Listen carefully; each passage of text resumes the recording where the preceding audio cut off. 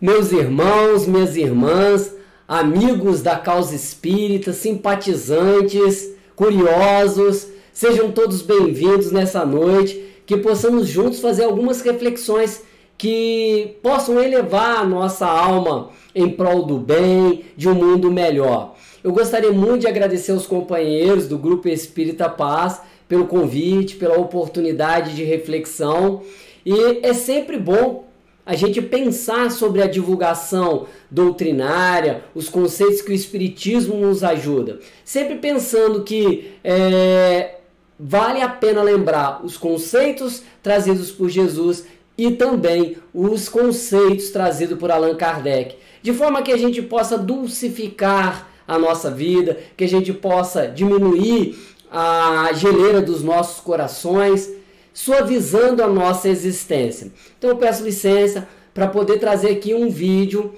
né, que é sobre um dos ensinamentos de Jesus.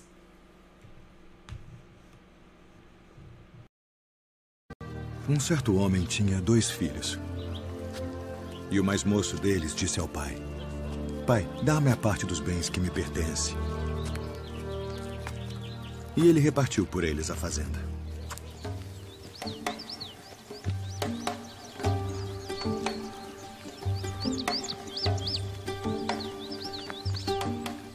E poucos dias depois, o filho mais novo, ajuntando tudo, partiu para uma terra longínqua. E ali desperdiçou seus bens, vivendo dissolutamente.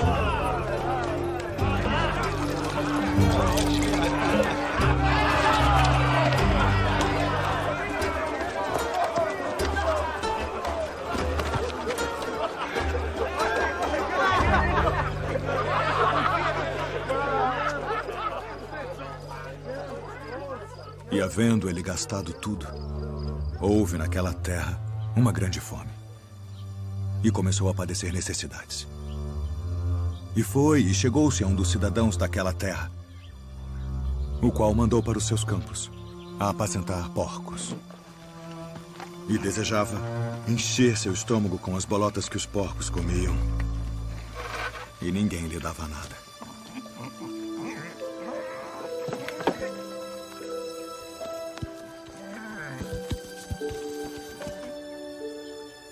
E tornando em si, disse: "Quantos jornaleiros de meu pai têm abundância de pão e eu aqui pereço de fome. Levantar-me-ei e irei ter com meu pai e dir-lhe-ei: Pai, pequei contra o céu e perante ti. Já não sou digno de ser chamado teu filho. Faz-me como um de teus jornaleiros." E levantando-se, foi para seu pai. E quando ainda estava longe, viu-o seu pai. E se moveu de íntima compaixão. E correndo, lançou-se ao pescoço e o beijou, e o filho lhe disse: "Pai, pequei contra o céu e perante ti, e já não sou digno de ser chamado teu filho."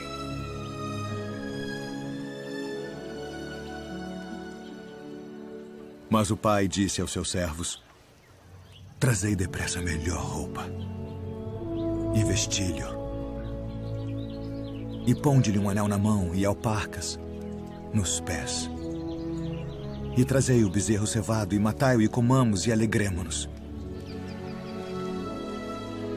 Porque este meu filho estava morto e reviveu. Tinha se perdido e foi achado." E começaram a alegrar-se. E o seu filho mais velho estava no campo. E quando veio e chegou perto da casa, ouviu a música e as danças. E, chamando um dos servos, perguntou-lhe que era aquilo, e ele lhe disse: "Veio teu irmão.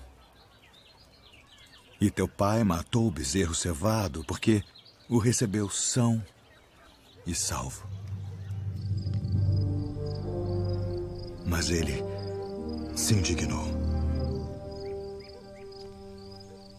e não queria entrar. E saindo, o pai instava com ele. Mas, respondendo, ele disse ao pai: eis que te sirvo há tantos anos, sem nunca transgredir o teu mandamento, e nunca me deste um cabrito para alegrar-me com os meus amigos. Vindo, porém, este teu filho que desperdiçou os teus bens com as meretrizes, mataste-lhe o bezerro cevado. E ele lhe disse: filho, tu sempre estás comigo, e todas as minhas coisas são tuas. Mas era justo alegrarmos-nos e folgarmos, porque este teu irmão estava morto e reviveu, e tinha se perdido e achou-se. Há uma história narrada por Emmanuel a Chico Xavier, que posteriormente contou ao Divaldo, que contou em uma palestra, que eu acho muito importante em relação às reflexões que nós pretendemos fazer aqui. Ele então conta que após a partida do mestre, Pedro havia construído uma série de quartos numa forma de U e que na parte central ele reunia as pessoas ali para fazer as pregações. Era a caridade sustentando a fé. Numa certa tarde, em que Pedro estava ali pregando às mulheres da alta sociedade da época, falando sobre Jesus, ouviu-se uma gritaria e de repente entra de uma forma abrupta pelo lugar que eles estavam, abrindo a porta, uma mulher que trazia nas faces hematomas e os primeiros sinais de apedrejamento. Então ela gritou: "Tende piedade de mim, eu sou uma decaída, querem me matar, querem fazer justiça, lapidar-me por eu ter cometido crime, por ter sido corrompida. Mas ninguém se lembra dos homens que me corromperam." E, caindo entre as fileiras, disse: "Tenha piedade de mim." Pedro então correu para socorrer, naturalmente, quando ele percebeu o olhar daquelas mulheres que estavam ouvindo a sua pregação, o fulminando. Aquela mulher ali era conhecida de todos. Era uma vendedora de ilusões. Aquela mulher ali havia corrompido muitos lares e muitos tinham ódio dela. As mulheres, muitas vezes, inveja pela sua beleza. Os homens, por saber que ela passava de mão em mão e, na verdade, não pertencer a ninguém. Então, Pedro ficou um pouco estremecido diante daquela situação. Ele correu para abraçá-la, mas aí, sentindo o olhar, ele temeu. Temeu perder a ajuda. E a mulher, estendendo as mãos, pedindo a ele: "Tenha piedade de mim, tenha compaixão de mim, socorre-me." Pedro então dobrou e percebeu que as mulheres se afastaram no banco, fuzilando novamente com o olhar. Ele então entrou num conflito. Se ele ajudasse aquela mulher, ele perderia a assistência. Naquele lugar em que ele fazia de tudo. Ele recebia idosos, órfãos, ele cuidava de doentes. Ali ele trabalhava o dia inteiro, sendo cultivando os alimentos na horta, sendo limpando feridas, sendo pregando até altas horas da noite. Acordava cedo e a sua rotina era pesada. E toda ajuda que vinha permitia que ele mantivesse a obra então. Se ele então ajudasse a mulher, perderia a assistência. Se ele então rejeitasse ajudar a mulher, ela seria morta apedrejada. Naquele conflito ele foi para o quarto, se ajoelhou e então ele começou a lembrar de Jesus e disse: "O que fazer, mestre? Tu tinhas sabedorias de responder de uma forma que ninguém magoava e todos entendiam. Mas e eu? O que eu farei, Senhor?" Então ele abre os olhos e a figura de Jesus se desenha na parede, aqueles olhos compassivos, e pergunta: Simão, o que queres de mim? Rabi, tu a viste? A quem, Simão? A meretriz. Não. Aquela que estava caída no corredor, entre as fileiras, entre os bancos. Não lhe interroguei quem era, Simão. Eu vi ali uma irmã chorando, mas não tive tempo de perguntar por que chorava. Ela é uma pecadora, Senhor. E tu, Simão? Simão compreendeu a profundidade da pergunta, mas respondeu: mas ela é uma pecadora pública, Senhor. E tu, Simão? Não és um pecador particular? Qual é a diferença? Só que as pessoas lhe conhecem os erros, Senhor. E a ti? Somente tu conheces os seus erros. Mas ela é um mal para a sociedade, Senhor. Ela conspira contra o bem de todos. Ela veio pedir guarida, Senhor. O que eu te ensinei, Simão? O bom pastor perde o rebanho todo, mas vai salvar aquela única ovelha tresmalhada, aquela que se perdeu. Mas, Senhor, as mulheres me ajudam a atender a coletividade. Elas me dão dinheiro, me dão pão, e se eu não atender, todas me abandonarão. Mas se abandonares essa mulher, Simão, você será entregue ao remorso, às conveniências e os interesses. Tu somente ama aqueles que dão ou aqueles que, por sua vez, lhe pedem carinho, Simão? Mas, Rabi, a nossa casa vive da ajuda dos que nos delegam. Não sabia, Simão. Achei que a nossa casa vivia dos recursos que o Pai nos oferece. Sim, eu sei, Senhor, mas Ele nos oferece através das pessoas. É verdade, Simão. É natural que umas se vão e outras virão. Mas se não vierem, essa preocupação não é mais sua, Simão, é do Pai, que semeou lírios entre o chavascal e deu a beleza à terra para que esse mundo seja o paraíso. Eu lhe perguntei, Simão: Pedro, tu me amas? Apacente as minhas ovelhas. Simão baixou a cabeça e chorou. Quando levantou, a figura do Cristo havia sumido. Pedro saiu trêmulo. Acercou-se da mulher e lhe estendeu os braços e lhe perguntou: então, fica, minha irmã. Pedro saiu trêmulo. Acercou-se da mulher, lhe estendeu os braços e ela lhe perguntou: então, fica, minha irmã. Esta é a nossa casa. E abraçando-a ternamente, levou-a para dentro.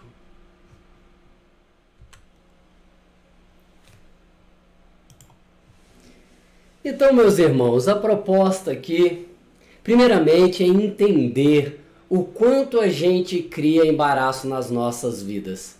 Tratamos aqui de forma filosófica, poética, a questão do nó, daquilo que aperta, daquilo que prende. Então, nó seria o entrelaçamento de um ou dois fios, linhas, cordões, etc., cujas extremidades passam uma pela outra apertando-se. Então, muitas vezes, nós estamos realmente criando nós na nossa vida, não é assim? Será que a gente consegue perceber o quanto o nó pode nos fazer sofrer?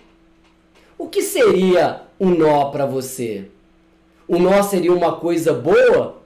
O nó seria aquilo que nos prende ou aquilo que nos liberta? Se existe nó, existe também o laço. O laço é o nó corredio, facilmente desatável com uma, duas ou mais alças. Olha que interessante para nossa reflexão. Enquanto o laço é fácil de desatar, o nó é mais difícil. Realmente nos prende a determinadas situações. Então, meus irmãos, podemos pensar que a diferença entre os laços e nós mostrando aí que existe laços em nós. O nó pode ser um emaranhado complicado, difícil de desmanchar. O laço, em sua delicadeza, desliza suavemente ao ser solto. Laços não prendem, apenas simbolizam. Talvez por isso chamamos de laços, quando nos referimos a alguns vínculos. Existir um nó ou uma parábola a ser resolvida pode ser desgastante. Entre o emaranhado de viver entre nós, podemos optar pela simplicidade do laço. Você pode ter uma família e amigos divididos em categoria. Amigos laços e amigos nós. Família unida ou corrompida. Você pode achar a força do nó atraente, contudo desconfie do que não é livre. Poder escolher é uma dádiva. Laços familiares, quando construídos com amor e respeito, são insuperáveis. E é inútil tentar confrontar o que é unido sem amarras. Eu gostei dessa simbologia, meus amigos, porque vejamos bem, realmente se a gente tratar todas as nossas relações, nós podemos ver que o nó sempre representa, via de regra, algo que nos prende, algo ruim. Quer ver? Você já teve um nó na garganta? O que é que provocou esse nó? Foi o nó da separação? A perda, entre aspas, de um ente querido? A perda de alguém que você amava e vem aquele nó na garganta nos apertar? O nó da humilhação? Quando alguém tenta nos rebaixar, pisoteando nos nossos sentimentos. Às vezes vivenciamos também o nó da ignorância. Mas existem outros nós, como o nó da tristeza, o nó da raiva, o nó da solidão, o nó da não compreensão. Percebem que todas essas atitudes que nós tomamos em relação à vida são nós. São as ferramentas que nos prendem àquilo que nos faz sofrer. Costumamos dizer aos irmãos nas reuniões mediúnicas, quando em processos obsessivos extremamente dolorosos, nós temos oportunidade de conversar com esses irmãos que se colocam como vingadores no além, de mostrar o quanto eles estão presos por algemas. Eu poderia colocar aqui por nós, aquelas pessoas que eles dizem odiar, aquelas pessoas das quais eles também não conseguem se libertar. Então é muito importante para todos nós saber realmente que tipo de vida nós queremos ter, que tipo de relação nós estamos dispostos a construir, porque isso vai determinar a nossa felicidade ou a nossa tristeza. Diante desses nós, qual é o que está apertando a nossa garganta ou a nossa vida agora? Você gostaria de se libertar desse nó? É uma pergunta tão importante porque ela vai determinar se nós vamos continuar sofrendo ou não. E eu poderia perguntar para você, o que provoca esse nó? Se nós então tratarmos essa questão de uma forma bem tranquila, vamos ver que muitas vezes o nó que nós mesmos criamos, ela advém na visão do nosso preconceito. Quando nós julgamos os outros e nos sentimos de alguma forma melhores. O Espiritismo é maravilhoso quando ele nos apresenta a reencarnação e diz que todos os papéis sociais se modificam, que os corpos se modificam. Então, para nós, para um espírita, para alguém que aceita os ensinamentos dados pelos espíritos Allan Kardec e codificado tão bem nas obras que Kardec traz a lume através do Livro dos Espíritos, o Livro dos Médiuns, o Evangelho segundo o Espiritismo, o Céu e o Inferno, a Gênesis, são obras que tratam da nossa natureza, da nossa origem, da nossa condição. E é lá que nós vamos entender que o homem hoje poderá voltar num corpo de mulher. Qual é a justificativa para o machismo? O homem hoje branco poderá voltar amanhã negro. Qual é a justificativa para que eu venha subjugar alguém pela tonalidade da cor? Aqueles irmãos nossos que preconceituam contra aqueles que têm alguma deficiência física, poderiam garantir que em outra existência não teria mais não teria o corpo perfeito, não teria uma deformidade. Então percebam, meus irmãos, que a nossa visão, ela estimula o preconceito por ser uma visão curta, por ser uma visão preconceituosa, por ser uma visão tacanha, por não entendermos realmente o sentido da vida. Mas poderíamos caminhar um pouco mais e dizer que a visão na língua, ela pode trazer o nó da maledicência. Quantas vezes nós nos comprometemos falando mal dos outros? E falamos ou não falamos? Eu sei que no meio espírita existe a justificativa, vocês já me ouviram falar, mas eu gosto de lembrar. Todas as vezes que alguém, companheiro espírita, está falando mal de alguém, e eu chego, gente, não vamos falar mal não. Não, são só comentários. O Marcel Mariano dizia, comentários fraternos da vida alheia. A gente toma conta demais da vida dos outros. E isso só pode garantir o quê? O nosso sofrimento. Porque muitas vezes não damos conta daquilo que estamos falando, e essa palavra lançada ao vento pode trazer grandes prejuízos àqueles nossos entes que talvez sejam até queridos. Pensamos que falar é lançar palavras ao vento e seremos responsáveis pelas palavras lançadas. Eu queria muito que em todos os lares tivesse a frase que tinha na casa de Chico Xavier. Nessa casa não se fala mal de ninguém. Ah, meus irmãos, que exercício maravilhoso. Não falar da vida alheia, não cuidar da vida alheia. Recordo de uma passagem interessante quando André Luiz, no livro Os Mensageiros, vai visitar aquele lugar onde vários espíritos estavam dormindo, porque não acreditavam em Deus e acreditavam que havia depois da morte um sono profundo, que tudo acabava. Então eles são chamados lá os que dormem. E André Luiz é convidado a penetrar a mente de uma das mulheres que estavam lá, e ela então, deitada na sua maca, imersa nos próprios pensamentos, revia a sua última existência, o final da sua última existência, em qual naquele momento ela se via ali assassinando o amante. E aí ela faz algo terrível, e no primeiro momento André Luiz tem um pensamento de julgamento. Nossa, o que ela fez? Que terrível! A gente é muito rápido em julgar, né? E aí quando vê, dá um start na mente dele, e ele percebe que não era aquilo que ele estava aprendendo no nosso lar.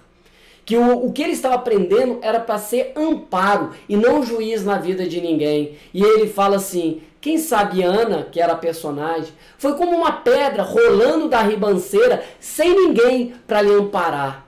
Quantas pessoas estão no crime, estão no vício, porque não foram como pedras rolando da ribanceira sem ninguém para amparar mesmo? Quem somos nós para julgar as escolhas alheias? Então, o nó da maledicência pode trazer grandes sofrimentos para nós. Nos ouvidos, eu chamo o nó do pessimismo. Existem tantas pessoas pessimistas por aí. Elas apostam no mal, elas apostam que as coisas vão dar errado. E eu acredito que pensar é hábito. Pensar bem ou pensar mal. Pessoas pessimistas acostumaram a pensar mal, mas elas não se veem pessimistas. Quando você fala com uma pessoa pessimista e tenta refazer as ideias dela, ela te diz o seguinte, sou pessimista não, sou realista. Via de regra, o pessimista se esconde sobre a faixa de realista.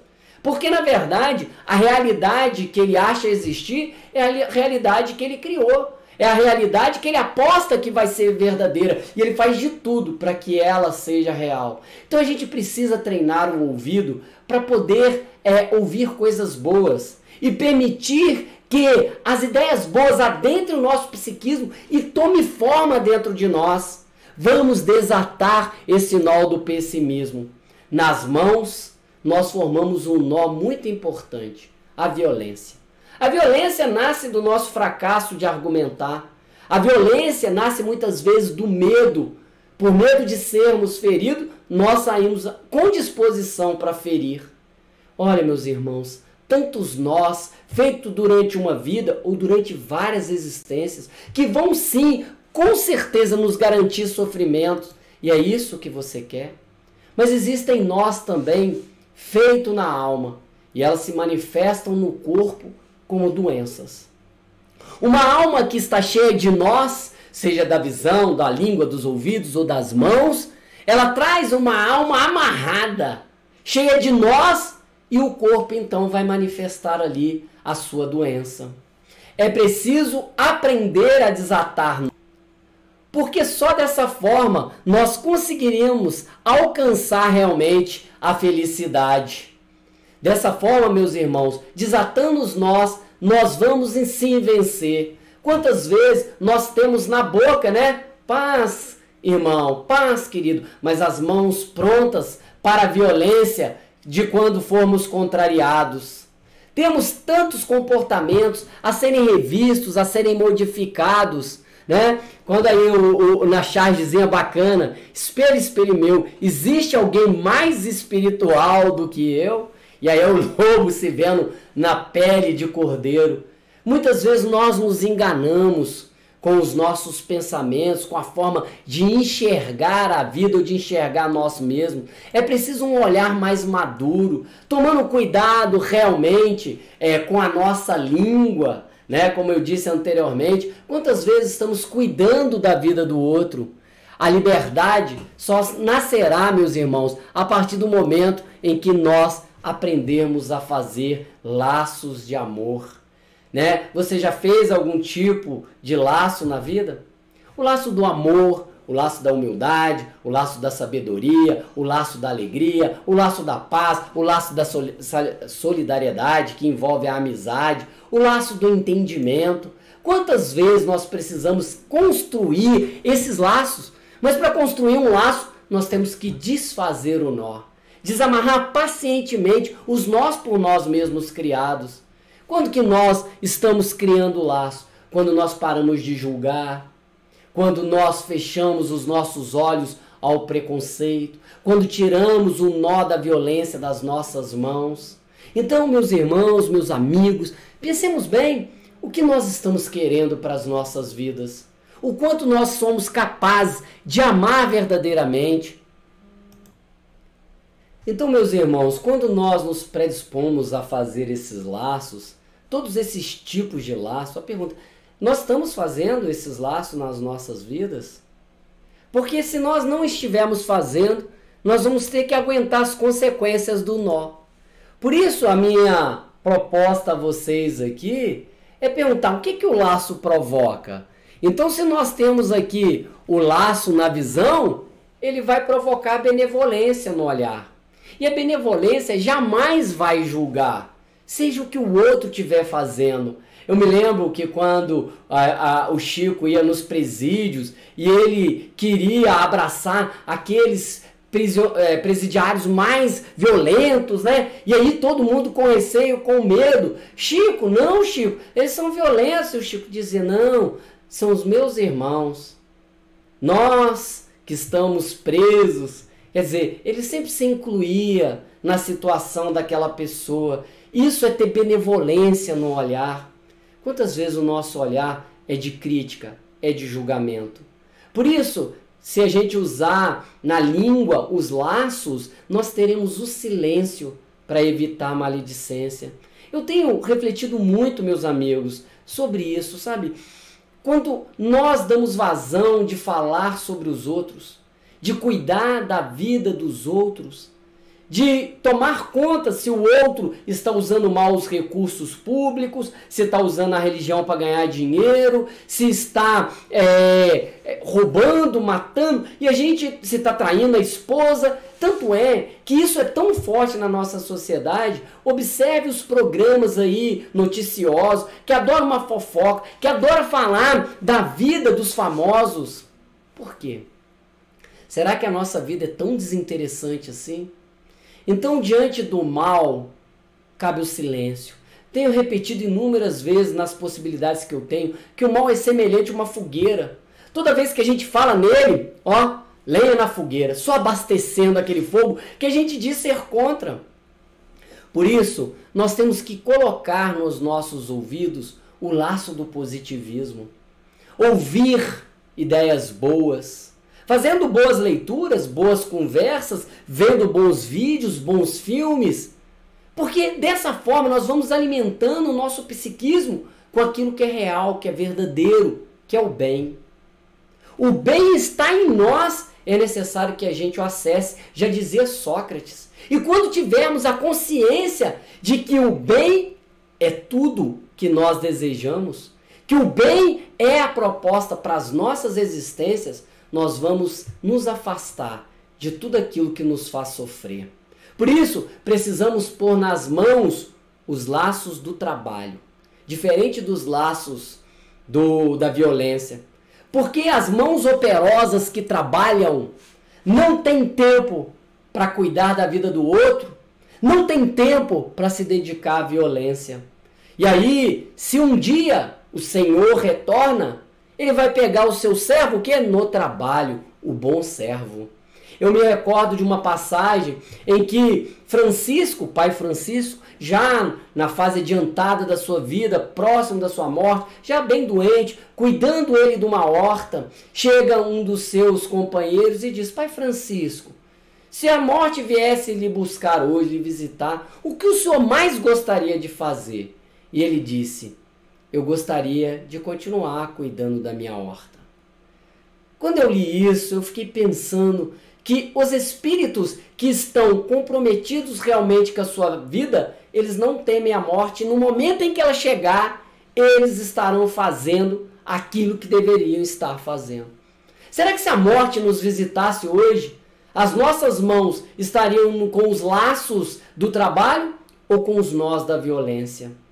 Porque se nós utilizarmos do laço da benevolência, do laço do silêncio, do laço do positivismo, do laço do trabalho, nossas almas não terão nós. Terão laços de paz de espírito. E isso não tem preço, meus irmãos. Por isso o convite a essa reflexão tão importante para as nossas vidas, para a nossa existência.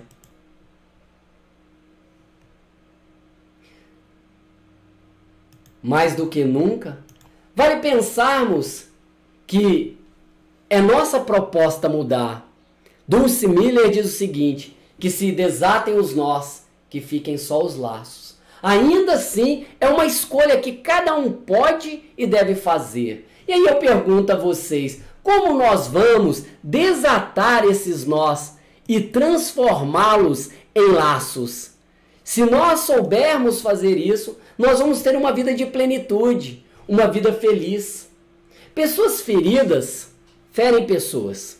É assim que padrões de dor passam adiante, de geração a geração. E é isso que nós queremos mudar, não é isso? Mudar essa proposta da dor. Vejamos bem, hoje, quebre essa corrente, encontre a raiva com simpatia, o desprezo com compaixão, a crueldade com gentileza, cumprimente caras fechadas com sorrisos, perdoe e esqueça de procurar defeitos. O amor é a arma do futuro. Olha que beleza, que poema para as vidas daqueles que estão atados a nós. Contar os problemas, meus irmãos, é o nosso maior vício. Quebre o padrão, fale das suas alegrias. Olha os nós sendo desatados. Cada um nó que tem nos prendido por tanto tempo. Nós temos aí uma fábrica de laço à nossa disposição. Então, ó, tudo vira presente quando tem um laço. Olha que bonito isso. Livra-nos, Senhor, dos nós. Dai-nos os laços. Não é isso que nós queremos para as nossas existências? Essa pressa ainda vai atrasar a sua vida. Pare agora o que você está fazendo e recomece. Recomece aproveitando cada presente que a vida tem a te dar. Se a paz não fizer parte das suas atitudes, dificilmente fará parte da sua vida. Olha só, o tempo inteiro estamos escolhendo. Goethe disse o seguinte: ler é a arte de desatar nós. Tão importante quando nós nos predispomos a ler, a pesquisar. Para quê? Para que a gente possa realmente mudar a nossa forma de pensar. E aí, como não fazer uma mudança nas nossas vidas? Porque se nós escolhemos sermos nós ou laços, se nós escolhemos, o que nós poderemos reclamar se a nossa vida está tão ruim como enquanto nós reclamamos? Peço licença para ler esse texto da Maria da Luz, que é maravilhoso. Diz ela o seguinte: afectos laços, Devemos aproveitar, enquanto andamos nesse belo planeta Terra, a companhia de todas as pessoas que estimamos e assim fortalecer os laços de afeto que nos unem, sejam eles de sangue ou de amor. Os laços afetivos são deveras importantes na nossa vida. Há laço de amor, harmonia, perdão.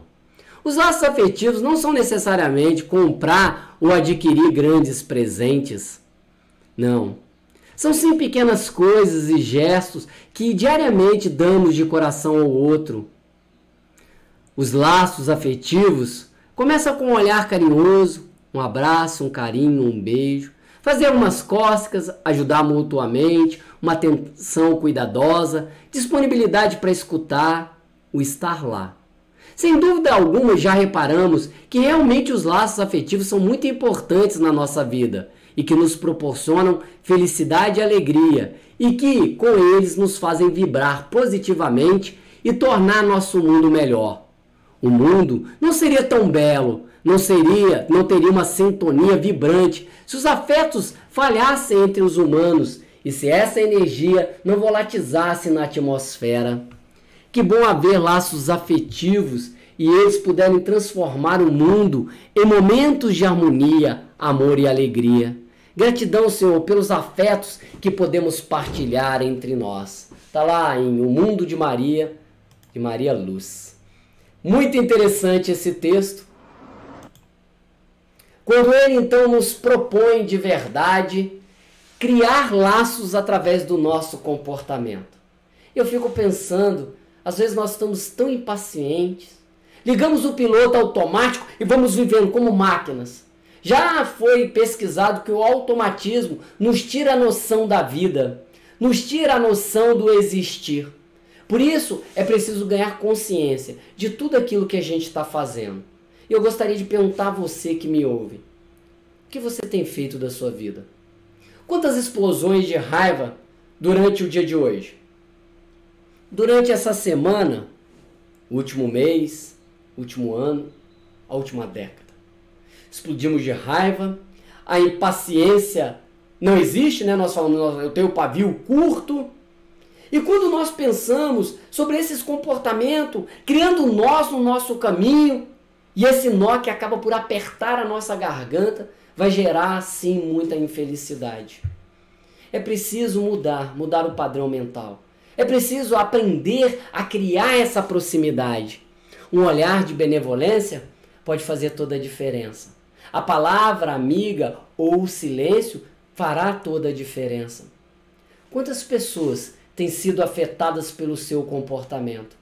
Os Espíritos nos dizem que para ser bom não basta só não fazer o mal. É preciso fazer o bem. É preciso um comprometimento nosso com o bem, com a verdade, com a coisa correta. Mas não é esses valores para os outros, é para a gente. Para vivermos em conformidade com aquilo que a gente acredita ser certo. Por isso, é preciso vasculhar a nossa alma. Com jeitinho mesmo, sabe? Para saber o que anda aí dentro de mim. Por que eu ando tão nervoso? Por que eu gritei com fulano? Por que isso me tira o centro? Por que às vezes eu tenho vontade de não existir, de morrer? Por que eu ando tão triste? O que em essência falta à minha vida? Quando nós começamos a vasculhar a nossa alma, com verdade, com sinceridade, sem desculpismo, nós vamos entender as nossas relações. E muitas vezes vamos encontrar relações corrompidas porque nós a ajudamos a corromper. Se não nessa vida, no passado. Encontramos lá no Evangelho segundo o Espiritismo as causas atuais das aflições ou as causas passadas das aflições. Sofremos pelas atitudes tomadas nessa vida ou pelas atitudes tomadas no passado. Mas jamais fugiremos dela. E aí eu pergunto, como está a sua vida? Cheia de nós ou cheia de laços? Se há tantos nós, vamos desfazer. Vamos aproveitar o momento presente para falar para a pessoa que ela é importante para nós, que nós a amamos. Vamos nos permitir o perdão para que a gente se liberte desse nó do ódio, da vingança, da mágoa e do ressentimento que nos adoece. Por isso, meus irmãos, está nas nossas mãos aproveitar o tesouro das horas. Imagina, conhecemos tantas pessoas que estão há anos sem falar com seus irmãos. Conheço pessoas que estão há anos sem falar com seus pais, com seus filhos. E a vida passa tão rápido, ela é tão breve. E quando então advém a desencarnação, a morte, perdemos o chão. E aí começamos a nos questionar. Por que eu não engoli o orgulho? Foi uma coisa tão boba. Podia ter ido lá pedir desculpa. Poderia ter aproveitado o sorriso. Poderia de verdade aproveitado cada momento. Eu recebi um vídeo hoje, peço licença para contar sobre esse vídeo ao sabor da própria emoção. É de um padre nordestino que tinha um pai alcoolista. E o pai queria uma determinada profissão para ele e ele queria ser padre. E o pai, então, brigando com ele, o expulsou de casa. E a mãe, é lógico que, com pena do filho, lhe dava comida escondida do pai quando o pai saía. E assim fizeram por muito tempo. Ele tinha medo que o pai o encontrasse, de alguma forma fosse violento com ele. Quando um dia o pai chega e o vê comendo. E ali o pai, que estava acostumado a ser servido pela mãe, porque ele era daquela geração que se não tivesse comida no prato ele não comia, se a roupa não tivesse no banheiro ele não tomava banho, a mulher tinha que fazer tudo. E ele então, vendo o filho, e o filho se espanta com a presença do pai, e o pai lhe pergunta: quer que eu faça um suco de laranja para você? E o padre então fala, era o seu Arlindo, né? O padre é filho do seu Arlindo. Ele fala que ele achou o máximo porque o pai estava disposto a fazer algo difícil, que era partir a laranja, espremer. Ele teria que fazer um esforço para oferecer um suco de laranja ao seu filho, né? E ele então percebeu que era a forma do pai pedir desculpas. Que fantástico. Que fantástico. E eles então tomaram suco de laranja juntos. E o pai do padre, que já não está mais encarnado, o padre fala: seu Arlindo, como eu queria tomar mais suco com o senhor. Conversando e tomando suco. É tão importante a gente desfazer esses nós, esse nó que sobe na garganta, e permitir que o laço tome conta das nossas vidas. Há um vídeo produzido por um grupo que foi sucesso na internet, chamado Laços. E eu peço licença, encarecidamente, para passar para vocês.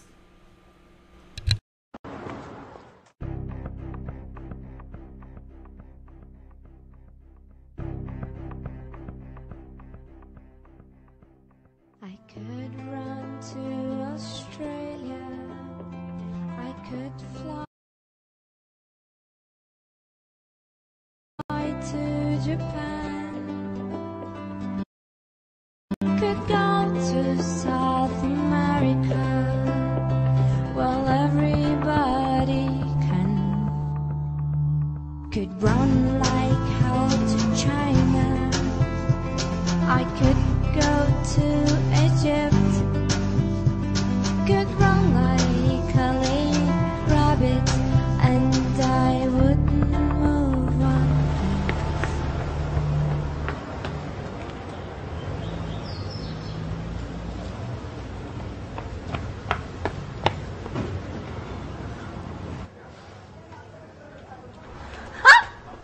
Tá indo pra onde? Eu não tô indo, eu tô vindo.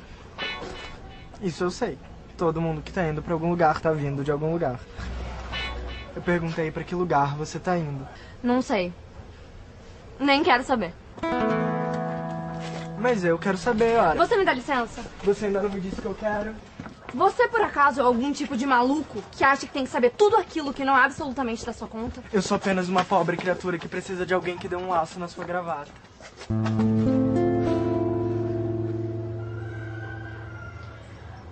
Se eu der o laço na sua gravata, você promete que me deixa aí? Se for um laço bem bonito.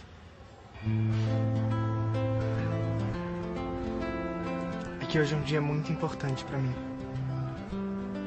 Sorte a sua. Tem certeza de que hoje também não é um dia muito importante pra você? Eu não quero falar sobre isso. O nome disso poderia ser algo como falta de preparo para lidar com uma situação específica. Mas eu prefiro chamar de perda de tempo. Afinal, se você vai ter que lidar com uma situação específica, é melhor encarar logo o fato. Senão, um dia lá na frente você pode se tocar. Que bobagem. Perdi anos da minha vida tentando fugir de algo que era inescapável, em vez de viver aquilo. Visto que a vida nada mais é do que viver cada coisa que acontece. Tudo bem. Você venceu. Eu tava fugindo. Gostou do laço? Eu prefiro os laços firmes. Aqueles mais difíceis de se fazer e de se desfazer. Mas que quando feitos e depois desfeitos, podem se orgulhar de si próprios e falar com convicção: eu fui um grande laço. Laços não falam. Muito menos com convicção. Mas eu falo sobre temas variados. Posso dizer todos os motivos que uma menina tem pra não chorar em ordem alfabética. Ou recitar um poema de amor. Ou contar uma piada. Você sabe aquela do papagaio que não gosta de piadas de papagaio? Eu poderia passar horas discorrendo sobre bobagens em geral e explicar a importância de cada uma delas. Mas desde que você exija. Você ganhou. Eu exijo uma explicação pra essas bobagens. O que você tem a dizer? É bobagem chorar por laços que parecem desfeitos, mas que continuam firmes. Alguns laços são teimosos. Às vezes a gente pensa, puf, lá se foi ele. Mas ele vai estar sempre ali. Que nem alguns amores. Tá bom, senhor maluco da gravata. Eu estava no enterro do meu pai. Eu não queria ficar ali. Daí eu fugi. Não sei pra onde. Lugar nenhum me interessa mais agora que ele não tá mais em lugar nenhum. Ficou lindo. O laço. I'm stuck here in the darkness, blinded by all the light, standing outside my body, with my body still inside.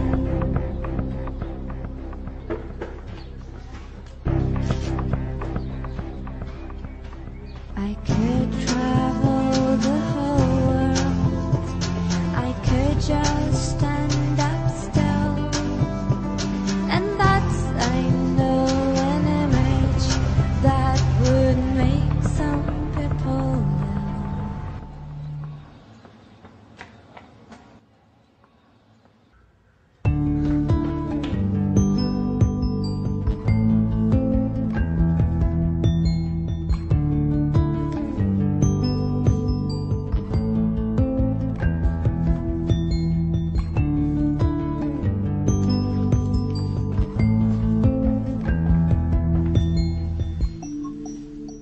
Mãe, eu queria uma lembrança do meu pai. Pra guardar. Eu vou te dar a melhor lembrança de todas.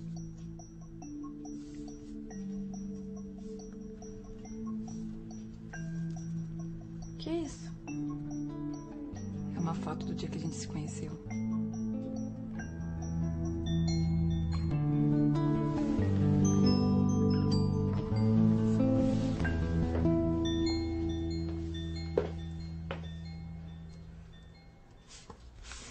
Someday somebody said to me, I think it was a man.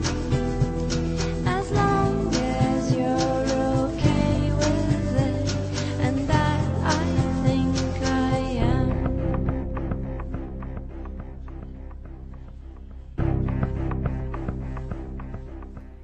Meus irmãos e irmãs, Dentro dessa proposta da gente desfazer esses nós, é preciso trabalhar em nós a afetividade. É um olhar que dulcifica, é sempre um coração que perdoa.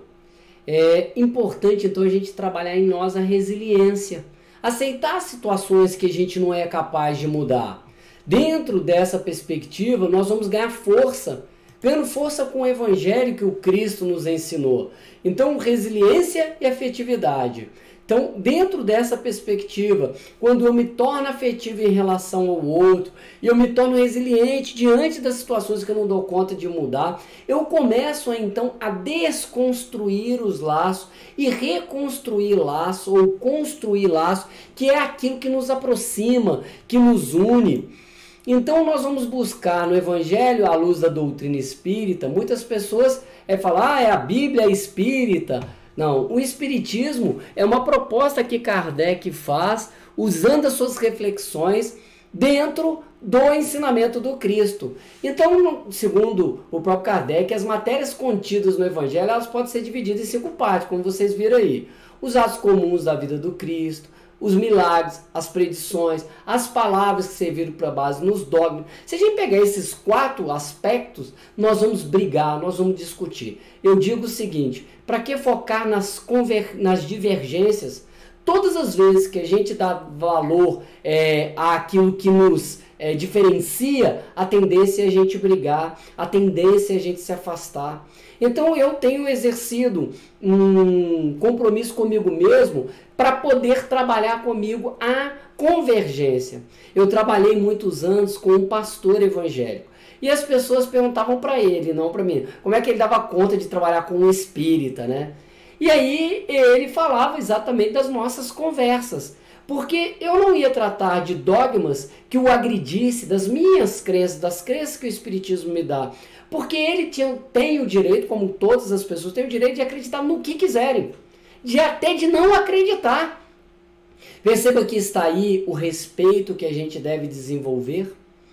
E aí o que nós conversávamos? Sobre aquilo que nós convergíamos.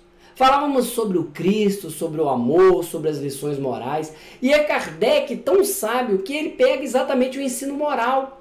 Porque o ensino moral é indiscutível. Amar ao próximo como a si mesmo. Amar a Deus sobre todas as coisas. Dá para discutir sobre isso?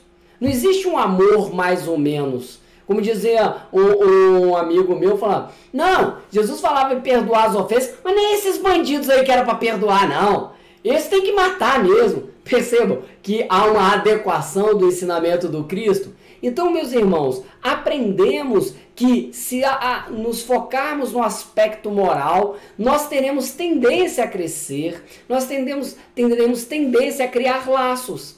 E aí a gente entende o que é o evangelho para cada um de nós. Então nós temos aí a definição de evangelho dizendo que é uma regra de conduta, que abrange todas as circunstâncias da vida pública e privada, o princípio de todas as relações sociais que se fundam na mais rigorosa justiça. É, finalmente, acima de tudo, o roteiro infalível para a felicidade vindoura. Quer ser feliz? Siga o roteiro de luz que o Cristo nos deixou. Por isso que o Evangelho ele é prático. Como que ele é prático? Se nós pegarmos lá no início o caso do filho pródigo, nós vemos ali comportamentos distintos. Primeiro daquele que quer esbanjar, que não se importou em abandonar a família, abandonar tudo para curtir a vida. E na hora de colher as consequências, ele viu a quem ele deveria recorrer. E quando ele recorre ao pai, nós não vemos o pai o admoestando, o ferindo com palavras rudes, o acolhe. E ainda faz uma festa para recebê-lo. Percebam o comportamento bondoso do pai. E aí a gente vê o irmão que ficou com o pai. Ele sentiu o quê? Inveja, raiva. Olha os sentimentos humanos que nós estamos acostumados, que criam nós. E o pai diz, mas eu tinha um filho. Eu tinha perdido o filho e eu ganhei. Você está aqui comigo todo dia para curtir com seus amigos, para aproveitar. Então a gente percebe que é preciso ampliar o nosso olhar. Não adianta apenas ficar na casa do Pai se a inveja, se o ódio, como eu estou no casa do Pai aqui, no sentido de estarmos dentro de uma religião, dentro de uma casa espírita, de uma igreja evangélica, de uma igreja católica, de um templo qualquer. Se o nosso olhar para o outro é de condenação, lembra Jesus falando, se você tiver alguma coisa contra o seu irmão e estiver diante do altar com a oferenda, deixa a tua oferenda aí e vai refazer com o seu inimigo antes que seja chegada a tua hora. Olha só, a proposta de Jesus é o roteiro de felicidade, é a gente desfazer os nós e aprender a dar laços. Jesus faz o convite o tempo inteiro. Quando ele fala com Simão Pedro, né, o que eu te ensinei? Apacenta minhas ovelhas. Os outros são pecadores comuns e tu é privado. Nós somos assim ainda, apontando o dedo, julgando. Não estamos aqui no papel de juízes. E mesmo os juízes irão julgar nos tribunais, não na vida. Porque somos todos compromissados com as leis.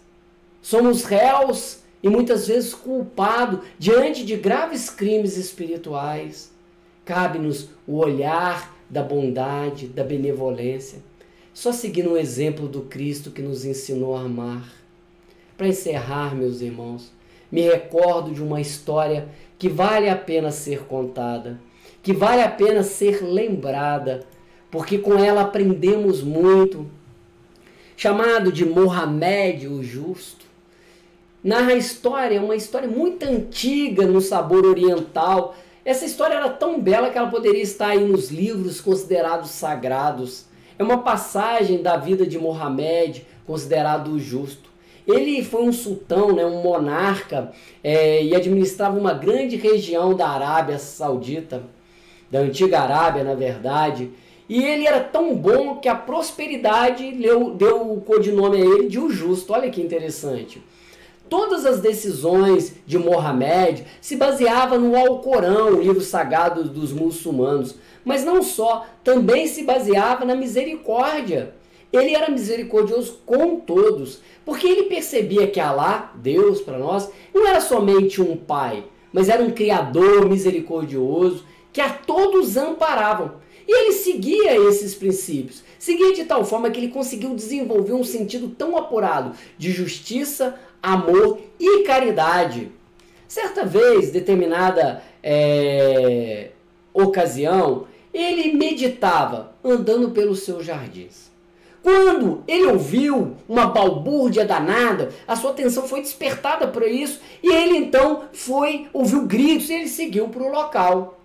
E o local de onde vinha aquela balbúrdia era divisas das suas terras com a via pública. Havia ali uma mulher pobremente vestida, sentada sobre o chão, chorando com algumas frutas ao seu redor. Ali, o grão-vizir fazia uma grave acusação contra aquela mulher. Então, Mohamed, o justo, chegou até o seu grão-vizir, o seu ministro, e perguntou o que estava acontecendo. E o grão-vizir informou que aquela mulher havia roubado, furtado frutas do pomar real. E isso era um crime, e o crime deveria ali acabar com um apedrejamento.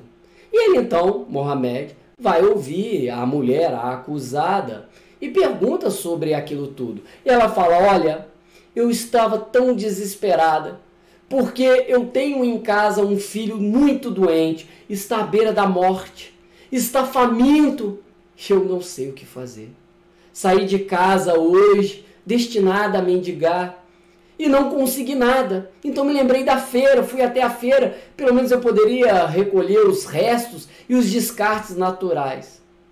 Inacreditavelmente, hoje, não havia nada, nada sobrou, nada foi descartado.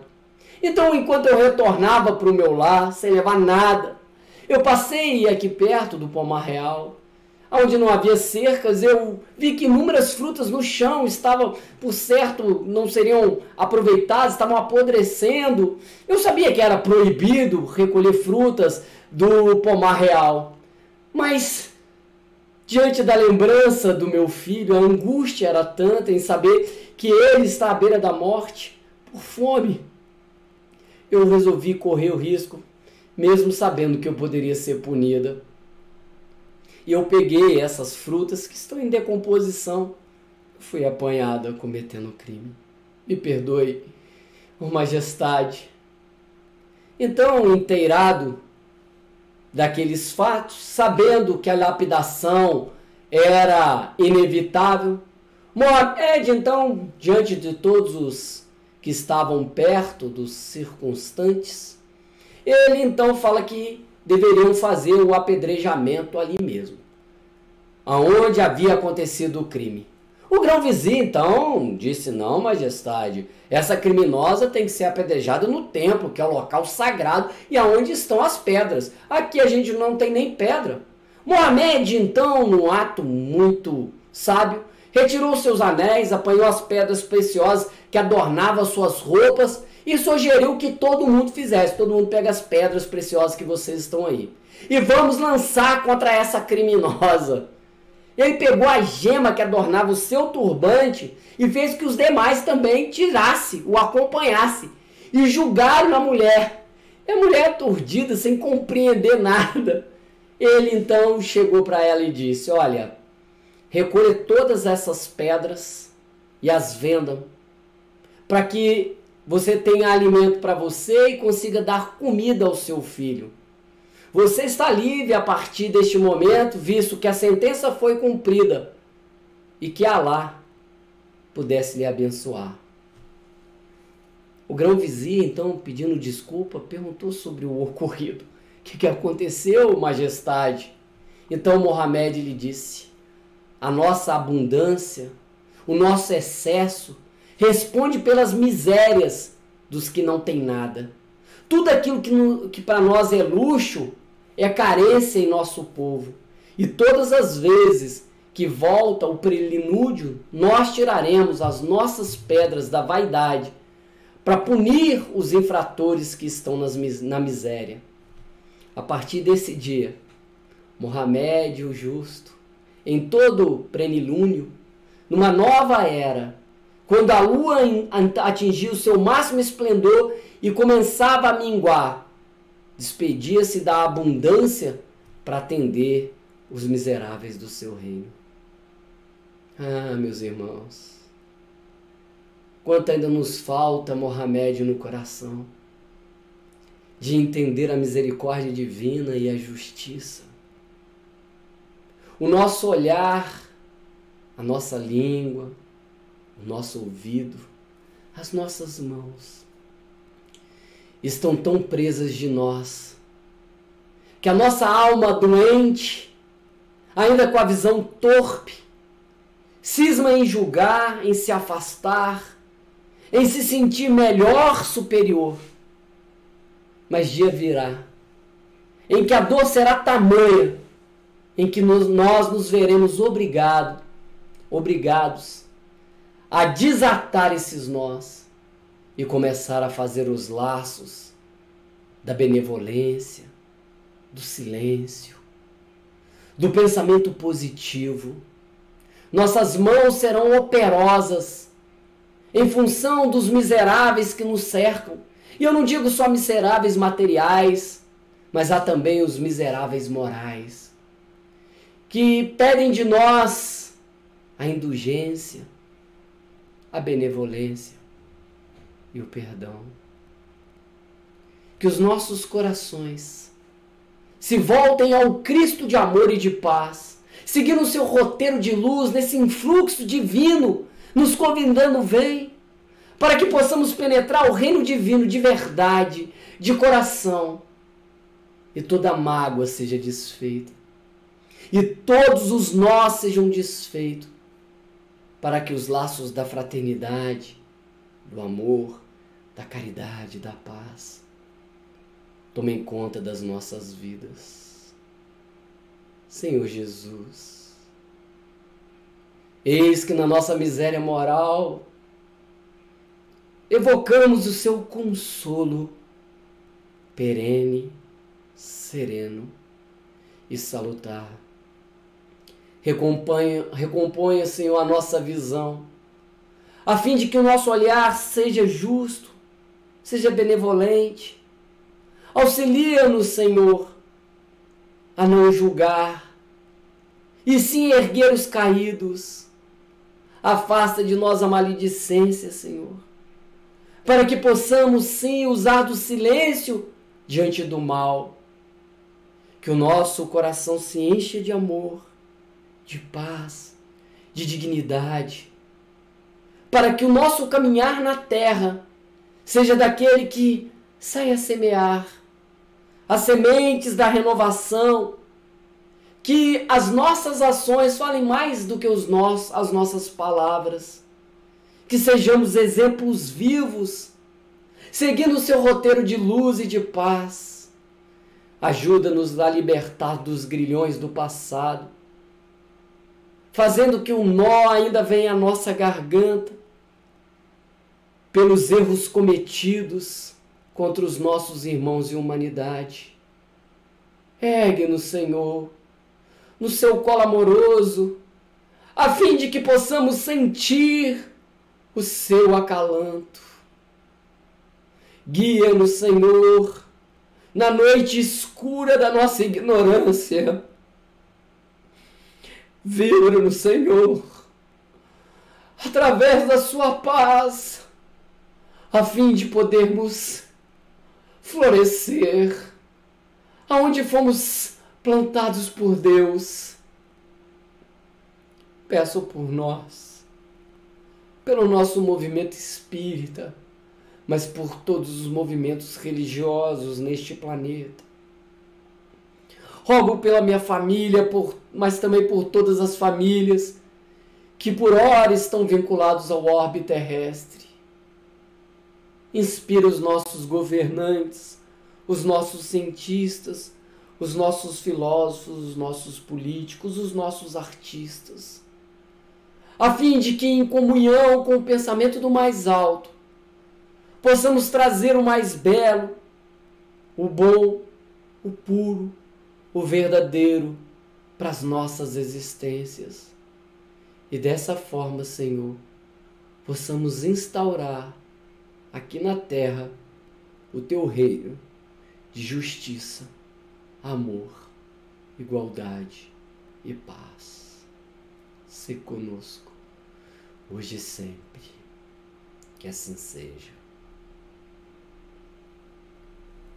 Meus irmãos internautas, meus irmãos do Grupo Espírita Paz, recebam o nosso amplexo fraternal e que o Senhor das nossas vidas nos fortaleça hoje e sempre. Que assim seja.